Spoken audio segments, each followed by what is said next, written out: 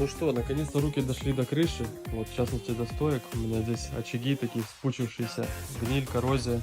Вот, локально позачищал здесь, здесь и также с правой стороны.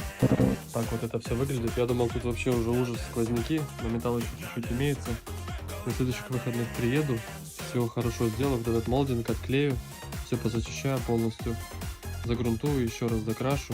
Это просто временное решение на зиму, потому что сейчас передают у нас сезон дождей, снегов, чтобы это все не изгнило совсем. А уже к началу сезона займусь плотно. В идеале нужно вырезать лобовое, все это подварить, сдать кузовщику, вот, чтобы он все красиво сделал.